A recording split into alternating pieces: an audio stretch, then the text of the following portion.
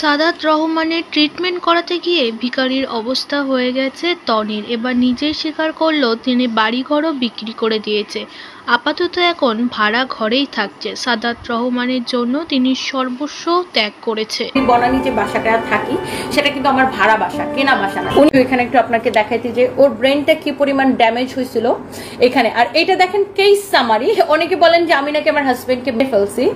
So here is the case summary, যেটা আপনি কিনা পড়লে বুঝতে পারবেন যে ইউনাইটেড হসপিটালে ওর সব হিস্ট্রি আছে। আমার কথা বিশ্বাস না হলে আপনারা ইউনাইটেড হসপিটাল থেকে একটু জেনে নেবেন যে ওর কি হয়েছিল। এখানে সবকিছু কেস সামারিতে দেওয়া আছে। ওকে, সো এই কেস সামারিটা আমি ইউনাইটেড হসপিটাল থেকে নিয়ে ইউনাইটেড হসপিটালের ডক্টর বলে তখন যে ওকে 1%ও বাঁচার সম্ভাবনা নাই, ও 1%ও বাঁচবে না। তো আমি এই কথাটা কোনোভাবেই মানতে রাজি না যে না আমি ওকে বাঁচাই ছাড়বো, কারণ ও না মানুষটা খুবই ভালো ছিল। ও অসম্ভব ভালো মনের একজন মানুষ ছিল। ও খুবই ভালো ভদ্রলোক, ওর ফ্যামিলি ব্যাকগ্রাউন্ড ভালো, ও মানুষ হিসাবে ওকে আমি 100-তে 100 দিব। আচ্ছা, কিন্তু এইটা ঠিক ফিনান্সিয়াল ব্যাপারগুলোতে, টাকা পয়সার ব্যাপারে, যেহেতু মানুষ আমাকে এমনিতেই বলে যে আমি নাকি টাকা লোভে ওকে বিয়ে করছি, বা এমনিতেই মানুষের একটা ভুল ধারণা যেটা আমার নাম দিয়ে সবাই সবসময় মানুষ ভুয়া তথ্য ছড়ায়, এই জন্য আমি আরো বেশি টাকা পয়সার বিষয়ে কথা বলতাম না। যে মানে বাপরে বাপ, মানুষ এমনি আমার লোভী বলে। আমি কখনোই টাকা পয়সার বিষয় আমি সকল খরচ আমি নিজে চালাইতাম। কারণ আমি যখন ডিভোর্স দিয়ে আসছি তো তখন আমি হচ্ছে যে যখন সানভীর বাবাকে ডিভোর্স দিয়ে আসছি তখন থেকে সানভীর খরচ, আমার খরচ সবকিছু আমাকে ইনকাম করা লাগতো। সো আমি খুব হার্ড ওয়ার্ক করছি, এখনো করি। আচ্ছা, এরপরে আসেন তো ইউনাইটেড হসপিটালে একটা মেডিকেল বোর্ড বসে। আপনারা আমার কথা বিশ্বাস না হলে ইউনাইটেড হসপিটাল থেকে আপনারা জেনে নিতে পারেন। তো তখন সেখানে ডক্টর নিউরোলজি ডক্টর বলে যে এখানে সেখানে আমি একটু অ্যাড করি, আমার লেট হাজব্যান্ডের বড় মেয়ে উপস্থিত ছিল, আমার অফিসের স্টাফ ছিল, আরও অনেকেই ছিল। সেখানে ডক্টর বলে যে না, তার আর 1%ও বাঁচার সম্ভাবনা নেই। হ্যাঁ, তো আমি এটা কোনোভাবেই মানবো না। আমি ওকে সিঙ্গাপুরে নিয়ে যাবো, মাউন্ট এলিজাবেথে। আমি তখন বারমনঘাট, ওকে কিভাবে দেশের বাইরে নিয়ে গেলে ও ভালো হয় কিনা, ওকে কোনোভাবে সুস্থ করা যায় না কিনা, ও অ্যাটলিস্ট ওর জ্ঞানটা ফিরে কিনা। আমার একটা ব্যাপার ছিল যে ও পুরোপুরি সুস্থ না হইলেও অ্যাটলিস্ট মানুষ তো কোমায়, ও তখনই কোমায় চলে গেছে, ও ডে 1 থেকে কোমায় চলে গেছে, যে অ্যাটলিস্ট মানুষ তো তাকায়, মানুষ ও বিছানায় শুয়ে থাক, আমি ওর জন্য বাসায় নার্স রাখবো, তারপরে ও তাকাক, ও বিছানায় শুয়ে থাক, ও অ্যাটলিস্ট বেঁচে আছে, এটাই আমার শান্তি। ও বেঁচে আছে, সারপ্রাইজের ড্যাডি বেঁচে আছে, এটাই আমার শান্তি। সো সেই চেষ্টা থেকে আমি দেখেন আমি আরো কিছু জিনিস আপনাদেরকে দেখাই। সিঙ্গাপুরের মাউন্ট এলিজাবেথের হসপিটালের জন্য আমি তখন কিন্তু কেস সামারি পাঠাই। এখানে দেখলে বুঝতে পারবেন ওনার নাম হচ্ছে নিশাত আপু, উনি হচ্ছে মাউন্ট এলিজাবেথের জব করেন। হ্যাঁ, ওনাকে দেখেন 6 October, you can see 6 October আমার সারফেসের ড্যাডি অসুস্থ হয় 4ই অক্টোবর। সো 4 অক্টোবর অসুস্থ হয়, ইউনাইটেড হসপিটালে নিয়ে যায়। 6 অক্টোবর ডাক্তার বলে তাকে বাঁচানো সম্ভব না, তার 1%ও বাঁচার সম্ভাবনা নাই, কারণ তার ব্রেন পুরোটা ড্যামেজ হয়ে গেছে, ব্রেন স্ট্রোকের, তার একটা মারাত্মক ব্রেন স্ট্রোক হয়েছে। সো আমি সরি নিশাত, এটা আপু না, এটা হচ্ছে ভাইয়া, সরি ভাইয়া। এই যে দেখেন আমি ওনাকে এগুলো পাঠাইছি, আমি লিখছে থ্যাংক ইউ ভাইয়া। উনি কি লিখছে, আপু we are trying our best, please send me the case summary for. আচ্ছা দেখেন এখানে সব কিছু দেওয়া আছে, আপনি দেখতে পাচ্ছেন, ওনার সাথে পরে আমার কথা হয়েছে, সবকিছু দেখতে পাচ্ছেন। আচ্ছা, এইবার আসেন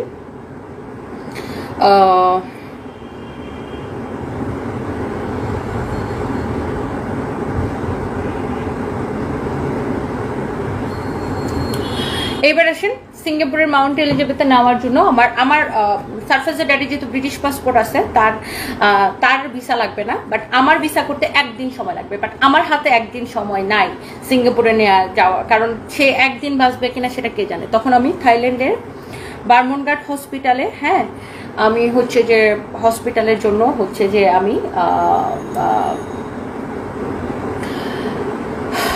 আমি একটু থাইল্যান্ডের বারমনঘাট হসপিটালের জন্য আমি সেম কেস সামারিটা পাঠাই, আমি এটাও আপনাদেরকে দেখাইতেছি। হ্যাঁ, তো তারপরে পাঠানোর পরে আপনার বারমনঘাট হসপিটাল থেকে এই যে দেখেন নুসরাত আপু হচ্ছে এয়ার অ্যাম্বুলেন্সে, দেখেন নুসরাত আপুর, আমি একটু নুসরাত আপুর সাথে একটু কথা বলি, ওনার সাথে আমি কথা বলি কবে দেখেন 6 অক্টোবর সেম ডেট আমি ওনার সাথে কথা বলি। এবং ওনার নুসরাত আপু হচ্ছে বার্মনগার্ডের হসপিটালে উনি চাকরি করেন এবং ওনার এজেন্সি দেখেন, সেখানে আমি ওনাকে ভিসা করতে দিই, আমার ভিসা। এবং এগুলো কিন্তু দেখেন আপনি ডেট সহকারে দেখতে পারতেছেন। এবং নুসরাত আপুর সাথে আমার কথা হয়, ওনাকে আমার কার্ড পাঠাই, ওখানে আমি সব কিছু দেখেন, সব কিছু কীভাবে আমার হাজব্যান্ডকে নিয়ে যাইতে হবে সব কিছু ওনার সাথে কথা বলি। অ্যান্ড আফটার দ্যাট দেখেন উনি দেখেন আমি কি পরিমাণ চেষ্টা করছি। আপু আলহামদুলিল্লাহ নামছি, এখন আমি ইমিগ্রেশন বাইরে দাঁড়াইছি, বলেছিল ওকে বলেছিল হইছে দেখছেন, মানে ওরা আমার কাছে কিন্তু দেখেন সবকিছু প্রমাণ আছে। হ্যাঁ, আমার কাছে সবকিছু প্রমাণ আছে। সো ওনার সাথে আমার কনভারসেশন দেখলে উনি অনেক হেল্প করছে। তখন উনি তখন এয়ার অ্যাম্বুলেন্স অ্যারেঞ্জ করে দিছি। হ্যাঁ, এবং আমি আরেকটা মানুষকে না দেখাইলে নাই, এটা হচ্ছে শারমিন আপু। হ্যাঁ, উনি তখন বার্মনগার্ড হসপিটালে চাকরি করতেন, উনিও অনেক হেল্প করছে আমার এক্স-লেট হাজব্যান্ডকে ওখানে ট্রিটমেন্ট করাতে। তো তখন আমি এয়ার অ্যাম্বুলেন্সে করে বার্মনগার্ড হসপিটালে নিয়ে যাই। এবং থাইল্যান্ডের আমি একটা দীর্ঘ সময় নষ্ট করতে চাই নাই। এর মধ্যে থাইল্যান্ডের যে এয়ার অ্যাম্বুলেন্স, সেখানে হচ্ছে যে আপনার কোনো এয়ার অ্যাম্বুলেন্স খালি নাই, এয়ার অ্যাম্বুলেন্স আমি পাইতেছি না। সো এয়ার অ্যাম্বুলেন্সের জন্য ওই যে দেখেন নুসরাত আপু আমাকে লিখছিল যে আমি এয়ার অ্যাম্বুলেন্সের জন্য ওয়েট করতেছি, এয়ার অ্যাম্বুলেন্স পাচ্ছিলাম না, থাইল্যান্ডের কোনো এয়ার অ্যাম্বুলেন্স খালি নেই। তখন আমি সিঙ্গাপুর থেকে একটা এয়ার অ্যাম্বুলেন্স বাংলাদেশে ল্যান্ড করাই পরের দিন সকালবেলা। সিঙ্গাপুরের এয়ার অ্যাম্বুলেন্স আনার জন্য আমি যদি থাইল্যান্ডের এয়ার অ্যাম্বুলেন্সে নিয়ে যেতাম তাহলে আমার 40 লাখ টাকার মতো খরচ করতো। কিন্তু সিঙ্গাপুরের এয়ার অ্যাম্বুলেন্সে আমি যেহেতু নিয়ে গেছি, এই তানবীর কি বলতে চাই শুনো তো রিয়াদ, সিঙ্গাপুরের ও জানেন আমি লাইভে সিঙ্গাপুরের এয়ার অ্যাম্বুলেন্স আমি নিয়ে যাওয়ার কারণে আমার 23 লাখ টাকা বেশি লাগছে। আমি একটা দিন সময় নষ্ট করতে চাইনি মানুষটাকে বাঁচানোর জন্য, যে ঠিক আছে আমি ওকে যে কোনো মূল্যে বাঁচাইতে চাই। এই লোভী মহিলা শুনতে শুনতে আমি খুব বিরক্ত, মানে আমি খুবই বিরক্ত। এই যে দেখেন মিতালি মার্মা লিখছে, তোমাকে ভালো মনে করছিলাম, এখন দেখছি তুমি একটা লোভী। এই যে আপনাদের মন গড়া কথা, আমি কোথায় লোভী, আমি কি পাইছি জীবনে, আমি সেটাই আসলে আমি জানি না। সো আমি লোভী কিনা মিতালি মার্মা সেটা আপনাকে প্রমাণ দিতে হবে। আচ্ছা, এই যে দেখেন আমি একটু প্রমাণ সহকারে কথা বলবো।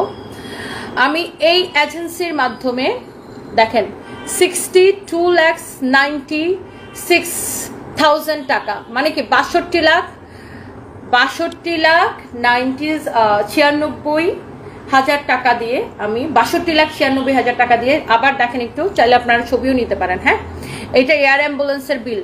হ্যাঁ, ডেটটা কবে একটু দেখে নিন, 6/10/2024 অক্টোবরের 6 তারিখে আমি সারফ্রাজের ড্যাডিকে নিয়ে যাই। আচ্ছা, এইবার আসেন এতগুলো টাকা আমি কই পাবো? আমি তো ব্যবসা করি, আমার আর ব্যবসায়ীদের হাতে কখনোই ক্যাশ টাকা থাকে না। সারফ্রাজের ড্যাডির কোনো জমানো টাকা ছিল না, তো এতগুলো টাকা আমি কই পাবো? ইনস্ট্যান্ট তখন আমার টাকার দরকার পড়ে। এবং আমার বাসায় যত গয়না থাকে, এই যে আমার ম্যানেজার তানবীর আছে আমার সামনে, আমি বাসায় আসি, আমার সকল গয়না আমি ওকে দেই। আমি ডায়মন্ড হাউস বা যে ট্রাস্ট গোল্ড অ্যান্ড ডায়মন্ড সৌমেনদার কাছে আমার সকল গয়না আমি বিক্রি করে দিই ক্যাশ।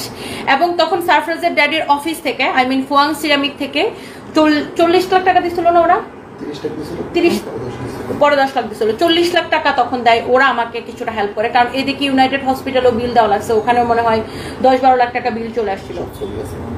হ্যাঁ, এই যে তানভীরের কাছে সব ছবি আছে। সো এই যে দেখেন এই গয়নাগুলো আমি সব বিক্রি করে দিই। দেখেন এই যে সৌমেনদা যে কিনে রাখছে সেটারও প্রমাণ দেখেন। ওকে, সব কিছুর হিসাব আছে এখানে, বুঝছেন? মানুষ তো চাইলেই আপনি সবকিছু মিথ্যা বানায় ফেলতে পারবেন না। ওকে, এই গয়নাটা আমার বোনের বিয়েতে পড়ছিলাম, আপনাদের মনে আছে কিনা? এই সব গয়না আমি সাথে সাথে বিক্রি করে দিই। সো যারা মন গড়া গল্প বলেন না, আপনাদেরকে আসলে আমি কি বলবো, আপনাদের উপরে আল্লাহর গজব পড়বে। সো এখানে সবকিছুর প্রমাণ আছে, বুঝছেন? ট্রাস্ট গোল্ড অ্যান্ড ডায়মন্ড থেকে জেনে নিন। তখন সারফ্রাজের ড্যাডির অফিস থেকে 40 লাখ টাকা দেয়, এটা দিয়ে আমাকে এখানে হসপিটালের বিল দিতে হয় এবং এয়ার অ্যাম্বুলেন্সের বিল দিতে হয়। এবং আমি যে বার্মনগার্ড হসপিটালে ওকে নিয়ে যাব, সেখানে আমাকে 1 মিলিয়ন বাত অ্যাডভান্স পেমেন্ট করতে হবে। অ্যাডভান্স 1 মিলিয়ন বাত মানে কত টাকা জানেন? এখন হচ্ছে 40 লাখ টাকা, তখন অনেক 36 লাখ টাকা ছিল।